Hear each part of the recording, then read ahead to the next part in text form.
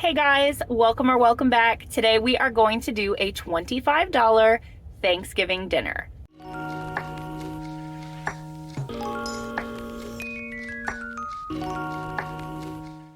So I just pulled up to Aldi. What we are going to do here is grab as many ingredients as I can that are cheaper here than they are at Walmart because I'm going to do my shopping at Aldi and at Walmart. I have all of the ingredients that I need pulled up in my Walmart app. And so as I go through the store here, everything that is the same or comparable but is cheaper over here, I'm going to pick up here, and then we're going to go over to Walmart and get everything else that I need. They are really close to one another, so that is the best deal for me. But if you only have access to one or the other of these stores, the fortunate thing is, at least in my area, prices are fairly similar. So you might be able to pull this off for just a couple dollars more than what it cost me to go to both stores. So let's get in there and get everything that we need at Aldi, and then we'll go over to Walmart.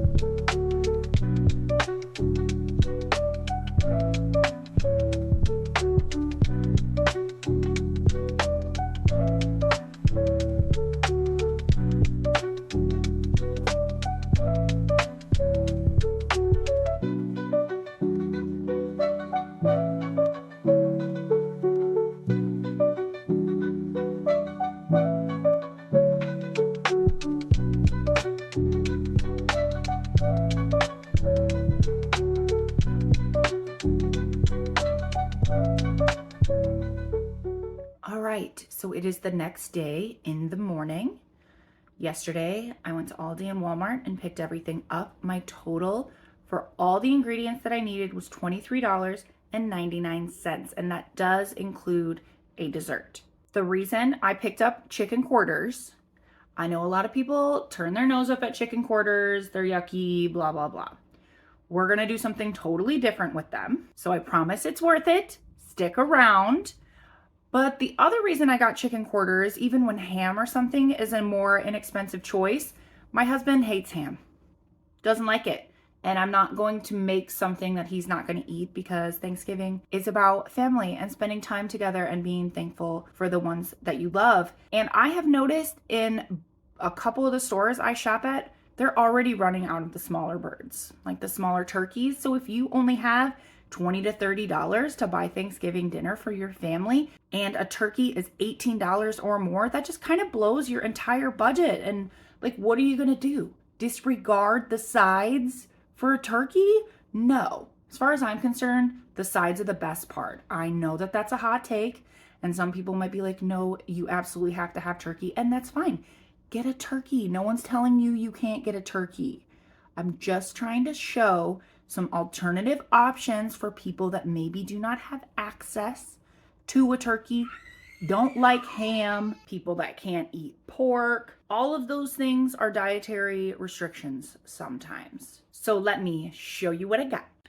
Okay, so we've got 8 ounces of Colby Jack cheese, some margarine, some turkey gravy. You can absolutely exclusively make your gravy from scratch, but I figured it'd be nice to have that traditional turkey gravy flavor, even though we don't have turkey.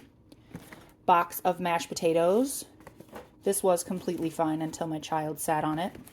Yellow cake mix, stuffing mix, some sweet potatoes, an apple, an onion, evaporated milk, 2 cans of green beans, pumpkin, 6 eggs, cream cheese frosting, some shells, and the chicken quarters. I did have a total less than $25, so if you need to buy some seasonings or anything, You do have a little bit of wiggle room. Seasonings are $1 on rollback right now at Walmart, and I believe they're 99 cents at Aldi. If I were to use my extra dollar, I'd probably go back and get an extra thing of stuffing. So what I did first here is I gave my chicken a bath. I do it in a roaster pan so I can rinse it out and empty all the yucky water and keep it from getting splashed all over the place. And what I'm gonna do is we're gonna cut the drumstick from the thigh first. Find where it goes through easy, like that. You should have hardly any resistance because there's a joint right there. Don't cut through the bone. Now, there's a bunch of different ways you could go about doing this. First, you need a sharp knife. Even if it's a crappy old knife like mine, you need it to be sharp. And then you're gonna get all the yucky skin, nasty bits off.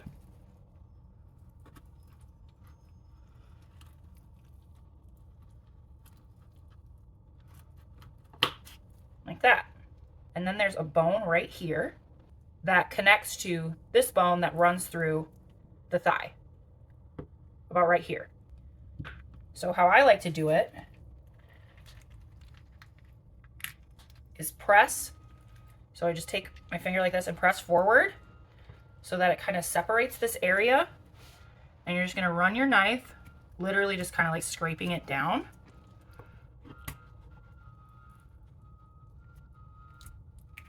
Around that bone. Same thing on the other side. And you're just gonna cut into where that joint is.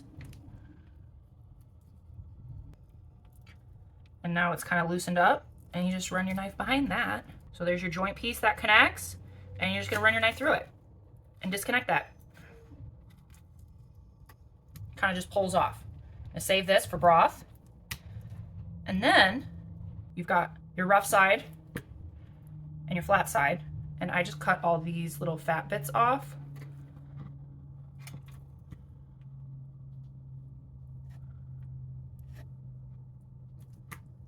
Same thing on this side. There might still be, like here is some bone still on the corner, so as thin as you can without cutting off too much meat. Cut that off. And then to get the bone out, there should be a spot. You kind of just got to push your fingers around where the bone is almost kind of showing right here. And the best way to do it is literally just run your knife through. I'm trying to do this so that you can see it the best. Run your knife through underneath it and just scrape it. That's why you want your knife to be sharp. And just go all the way down like this. You're gonna run into little like stringy tendons and stuff. Pull that down.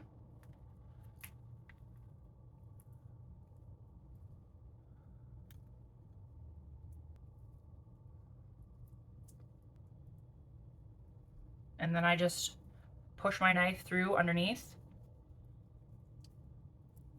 and cut around the joint like that. And then literally just scrape it off on the other end.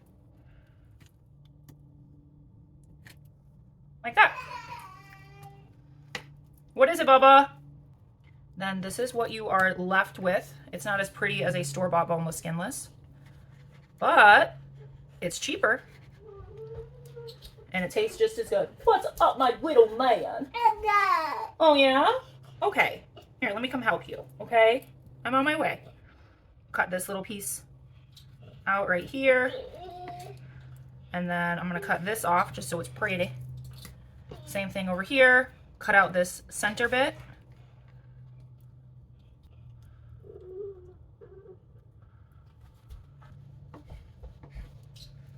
There. Just like that. Now this might be more trouble than it's worth for a lot of people, or if you have physical restrictions, this might not work well for you, and this is a perfect option for boneless, skinless chicken thighs.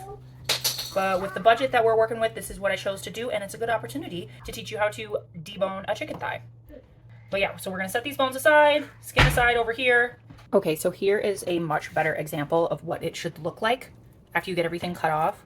Kind of like one nice piece like you would get at the store. This is the first one that I did where it's kind of in like different pieces. This is still going to work. It's not as good as this, but it's still going to work. So if it's not pretty, it doesn't matter. I promise, it doesn't matter. But just roll it up and set it to the side. And I'm gonna get all the rest of these done. All right, so I've got all my bones, thighs, drums, and I set 3 thighs aside just as is. Into my Instant Pot. This is a small 3-quart Instant Pot. I have my bones and about a teaspoon of salt, and I'm going to pour enough water in there to cover the bones. Then add the chicken thighs on top of that. If you have a bigger Instant Pot, you can just go ahead and make a standard broth with more water. But my fill line is only to right here, which is pretty much exactly where the water is now. And I'm making a broth concentrate that I can add more water to because this is a good amount of bones and meat. And I am going to cook this on high pressure for 2 hours. And then in 2 separate bags, I'm gonna put the drums in one. And then I am going to season both of these the same. So we're gonna do some oil, garlic powder, poultry seasoning. This one is salt-free. Paprika, salt, and pepper.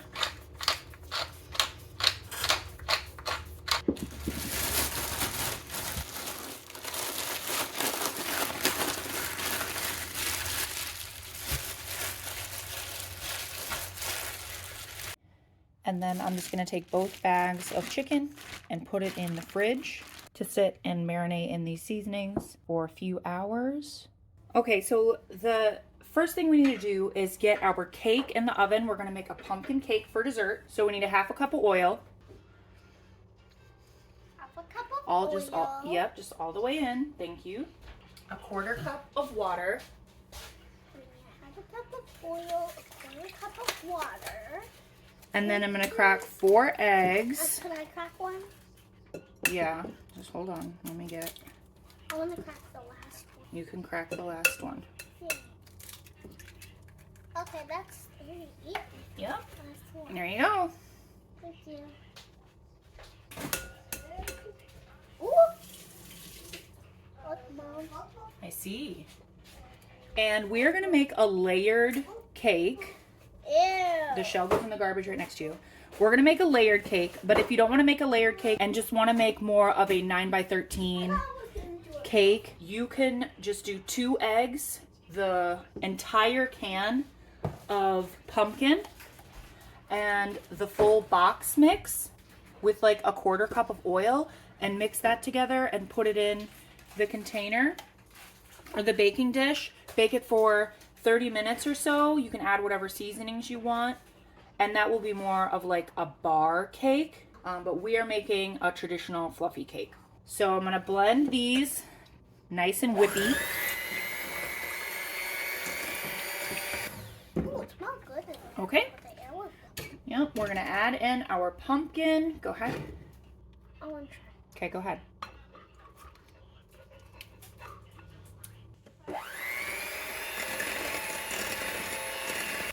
I'm also gonna add a little bit of vanilla to this.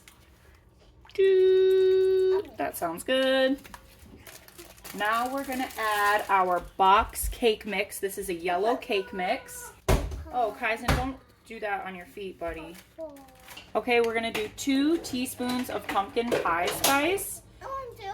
Okay, if you don't have this, just use cinnamon, nutmeg, and ginger. That's close. I think, yeah, this has allspice in it, but that's not a normal ingredient, so those other 3 are just fine. We're gonna add a 1/4 cup of sugar.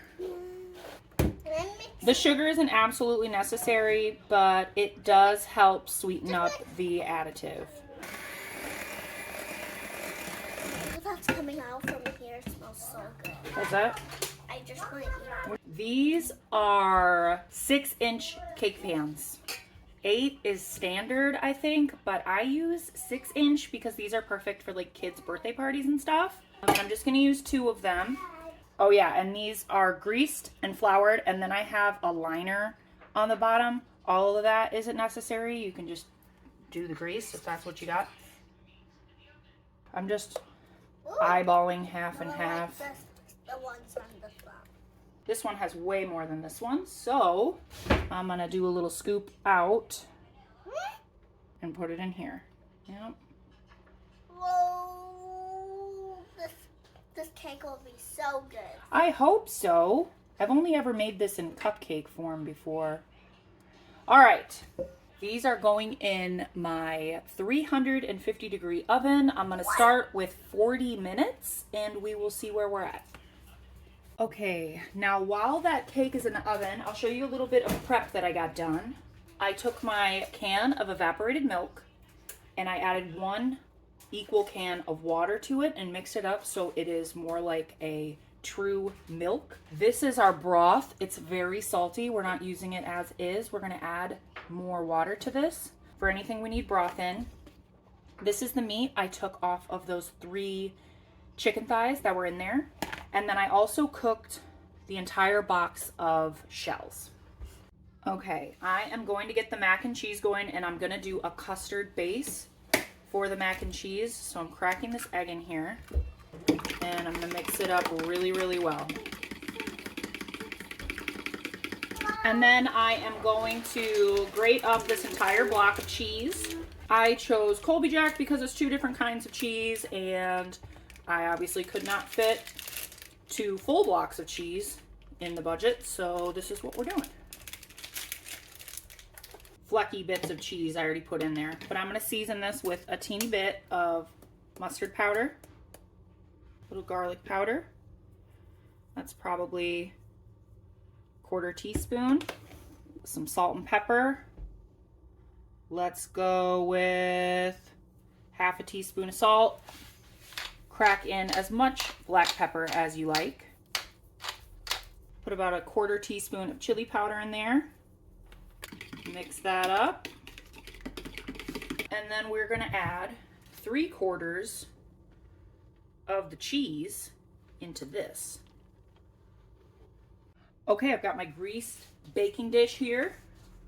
I'm gonna pour 1/2 of these noodles in. So do a little more than 1/2. There we go. That looks good. And I'm gonna pour this custard and cheese mix over the top and mix that all in.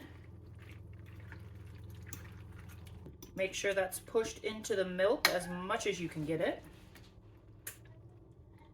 And then we're gonna top this with the rest of the cheese.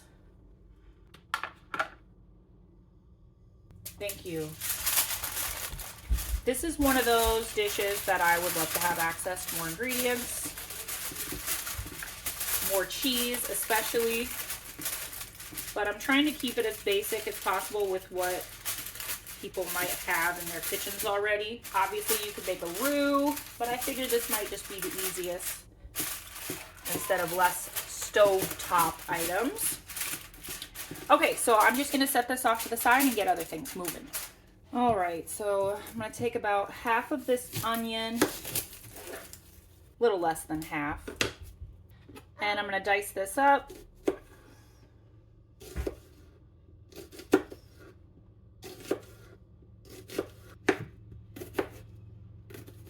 Maybe chop it fast.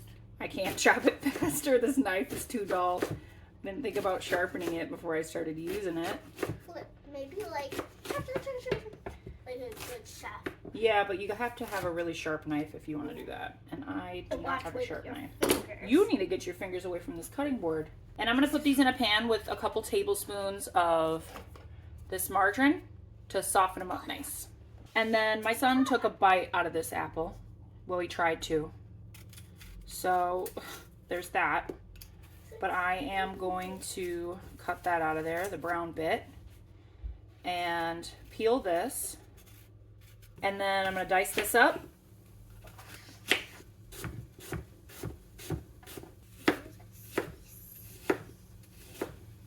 The onion and the apple are going in this stuffing mix. Now, if you don't like apple, Don't put it in.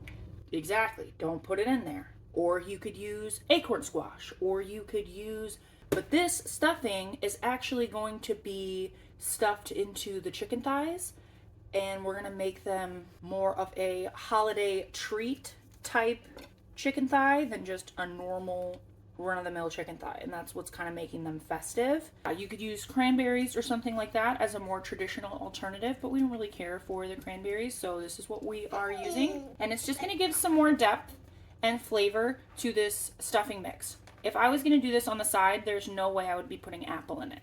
But inside of the chicken, it just gives it a little bit of sweetness, a little bit of tartness, and it's perfect.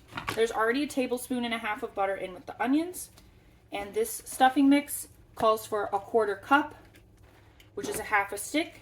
So I'm gonna put the rest of that stick in there, put it in the pan. Okay, I'm gonna pour my stuffing mix into there, and this right here is 1 cup of that really thick chicken broth I made with a half a cup of water. And I'm just gonna pour that into there. I didn't add any salt or anything because the broth is already really salty. The margarine is salty. Stir this up. Add all of those apples. Mix it up. And then I'm gonna turn the heat off of this and just let it sit while I get the chicken thighs ready with the lid on it so it soaks up all of that moisture into the stuffing mix. I've got that roaster pan from earlier out, and I'm gonna cook the thighs and the drumsticks together. And I'm just setting 2 pieces off to the side, covering it with parchment paper, and I'm just gonna thin it out a little bit with a rolling pin.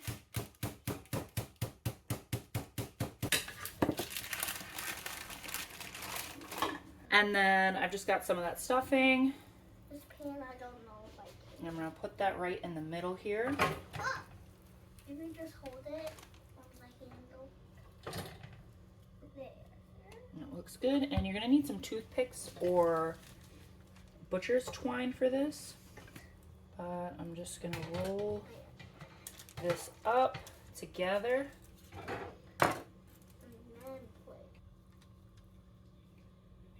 And put that toothpick through each side. This big green plate, a big green Like this. Do as many as you need. 3 is probably plenty. And then we're gonna flip them over and put them seam side down into our pan. Would you mind helping me with the high stuff? Okay, and we're just going to fill these up, all of them. There are 10 chicken quarters that I did this with. So we're gonna fill all of them up. So we have our stuffed thighs and drumsticks, and then the rest of the drums I have over here in a separate pan because there wasn't enough room in the roaster pan. And I'm just gonna set all these off to the side with the mac and cheese, and I'm gonna get some candied yams going. All right, so we have this whole package of sweet potatoes, and I'm not gonna use the whole pack. I'm only gonna use about 1.5 pounds, so probably 3 of these sweet potatoes. And the reason I bought this big pack is because it was cheaper for me to buy this at Aldi for $1.95 than to buy 3 individual sweet potatoes at Walmart. At least by the pound weight, it was more inexpensive, and then I'll still have some left over. So I'm just going to peel and dice up 3 of these, and then I'm gonna rinse them all off. I changed my mind, I'm doing 4 because these things are freaking delicious.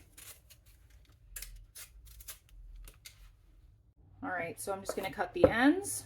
Once again, sharp knife. I'm gonna cut down the middle, hot dog way.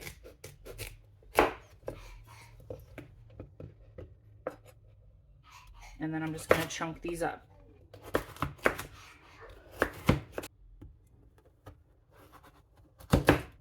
Just like that. Throwing these into my greased dish.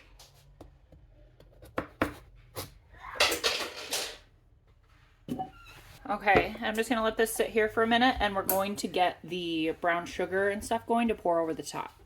Okay, so into our nonstick pan back here, I am putting 1 stick of butter.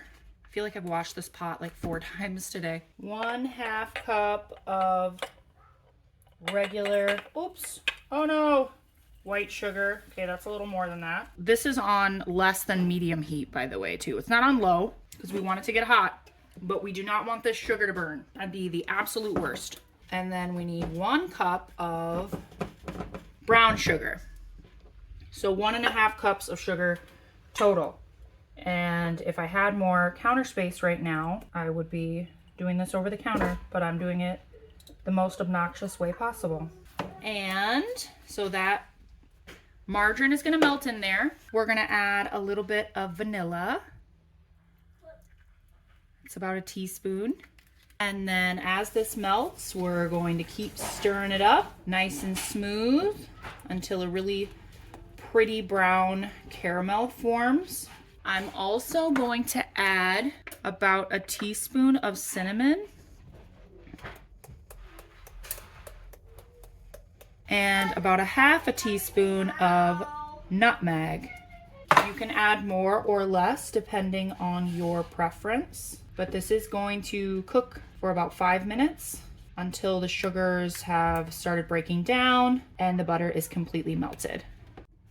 While that's cooking, I'm gonna get these drumsticks in the oven because my husband and the kids like them really, really done. So I want these to cook for at least an hour. So I'm gonna go ahead and get these in right away. And the other chicken and everything else is just still waiting on the side. All right, this is exactly what I'm talking about. Nice and foamy. There we go. We're gonna take this off the heat and pour it over on the potatoes. Oh my gosh. Oh my gosh, this smells so good. I can't wait.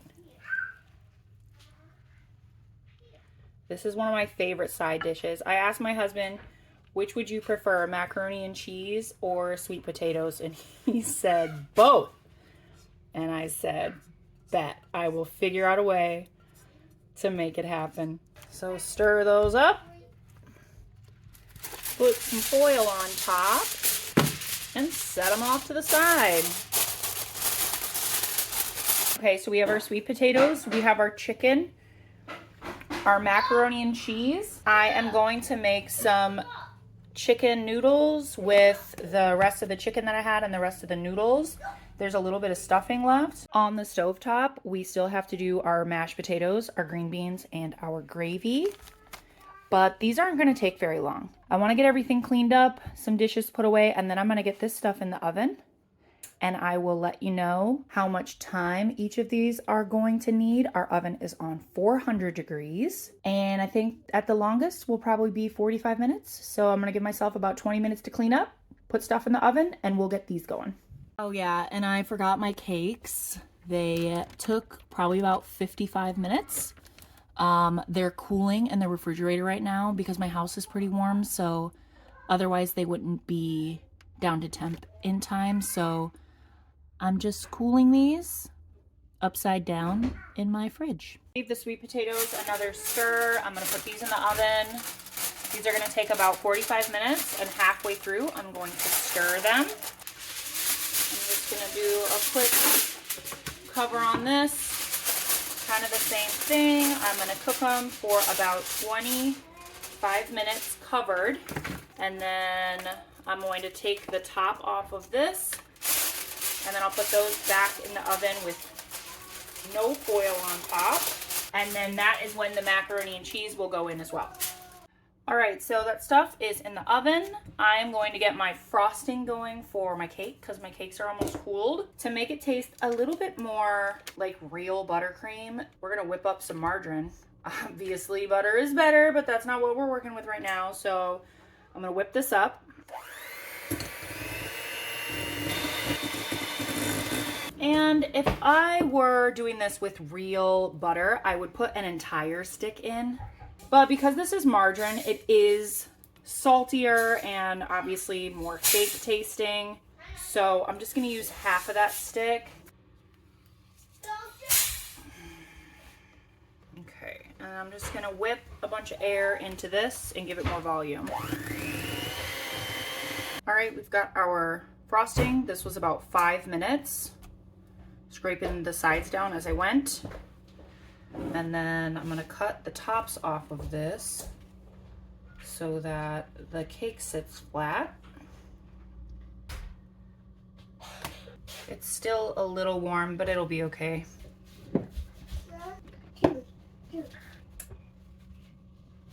Okay, and then I'm gonna take this and flip it upside down. And I have a turntable, but just so that you know that you don't need to have one, I'm gonna show you how I did it before I had a turntable. I put the plate upside down so that when I'm taking the frosting off the side, the lid, the lip of the plate isn't interfering, but pretty much just put it on there.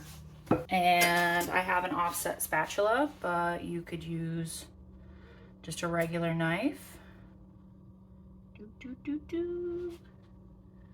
And I'm trying to do this really quick. I'm not a professional by any means, so this is not going to be great, but I'm gonna do my best.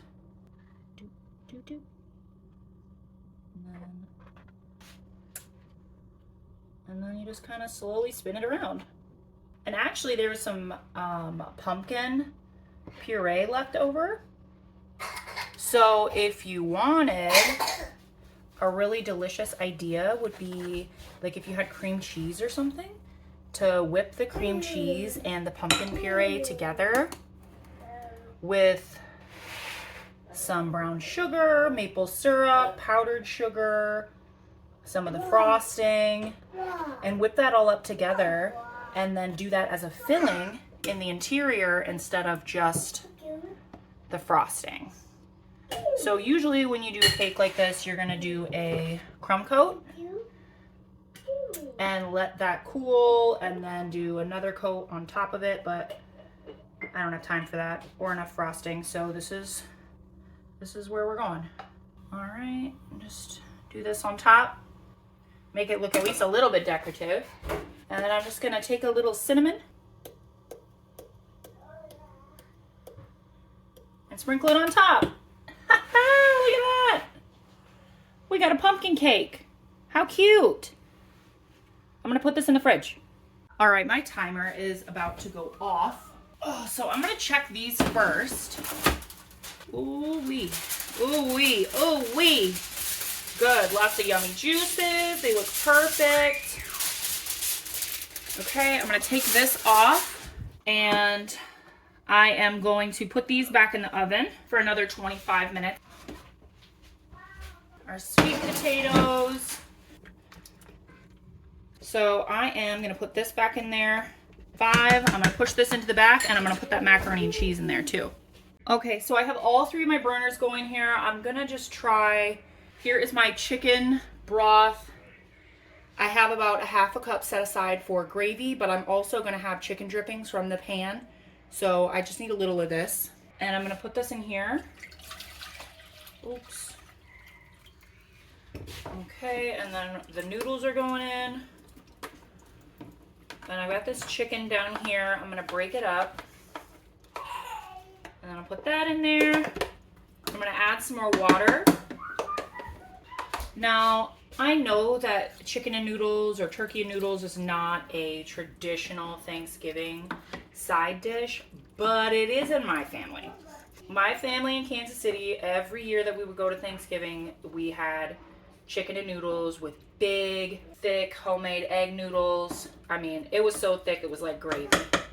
I tested for salt. This has plenty of salt. So I'm gonna add some Italian seasoning, some black pepper. If it was just for me, I would have cut up some of that onion as well, but I know the kids are gonna want this and they're gonna pick out the onions anyways, so I'm not doing that.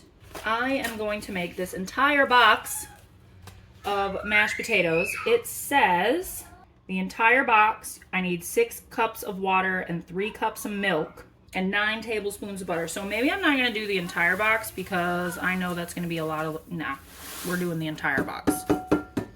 Here is the rest of the milk we have, so I'm gonna go ahead and pour all of that in there. And I'm just gonna add enough water until it gets to the thickness I like. Okay, just a little bit more water. And this whole stick of butter. Margarine. I'm gonna melt that butter into there and then see if we need any more. I did not press film, but this is both the cans of green beans, a half a stick of margarine, and some onion flakes, and then I am going to salt them when I get closer to serving. And these mashed potatoes definitely need some more liquid. I wish I had some more milk, but this will be fine. Ooh, I'm gonna be a fairy. Oh my gosh, I don't know what it is with these box mashed potatoes, but they give you a liquid ratio, and I swear you need like double it. Okay, and a bunch of salt. I'm gonna guess a couple teaspoons are gonna be needed for this. All right, I got my first batch of drummies out here. I'm gonna take these off and put them on my serving tray. And then I'm just gonna scratch out the burnt bits with these pieces. So I'm gonna put this last half stick of butter in here. And then I've got this gravy mix, the half a cup of chicken broth, and 1 full cup of water.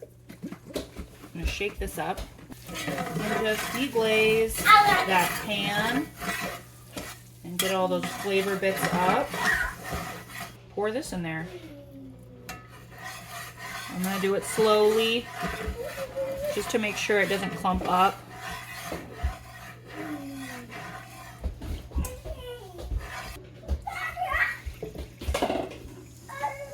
All right, we're just gonna let that thicken up. It should take about 5 minutes on low heat.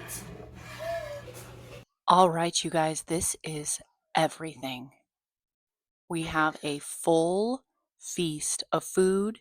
We've got our sweet potatoes, chicken and noodles, green beans, mashed potatoes, some gravy, and full disclosure on this chicken, it definitely got a little bit dried out. Rookie error. I was cleaning up, not really paying attention, getting my camera set up, and I left them in the oven with the oven off. And they got a little dried out, but fortunately, they were still really juicy and tasty in the middle with the stuffing and our mac and cheese. But yeah, this is everything. I think this is a ton of food. This is easily going to feed 8 to 10 people, at least 1 plate. Maybe the mac and cheese, you might need a little bit more, but this is a substantial amount of food. And it all was very, very tasty. This is my husband's plate. Just put one of the stuffed chicken quarters on the mashed potatoes with some gravy, got some chicken noodles in the back. And this is my plate. I cut mine up. I put the extra stuffing on the side, covered this in gravy, and I definitely put more gravy on this after I took this little video just because I wanted it to look a little nicer for you guys. And here is that delicious pumpkin cake. It was so good. I know it doesn't look the best because it's not highly decorated, but it was so moist. The pumpkin in it really gives you some wiggle room so that it's not as easy to overbake as a standard cake. And this was top notch. Super great dessert, and we had tons left over. All right, guys, that's all I've got for you today. I really hope you enjoyed this video of my version of a $25 budget Thanksgiving dinner. Let me know in the comments what you might do differently, maybe what your traditional sides are during your Thanksgiving dinner. I would love to hear from you. If you liked this video and thought it was helpful, make sure you hit that like button, and please, please, please, if you know someone that is struggling and needs a little inspiration this holiday season, please share this video with them, and make sure you are subscribed so you don't miss out. I do post every Saturday these budget types of videos, and I will see you guys on the next one. Happy holidays.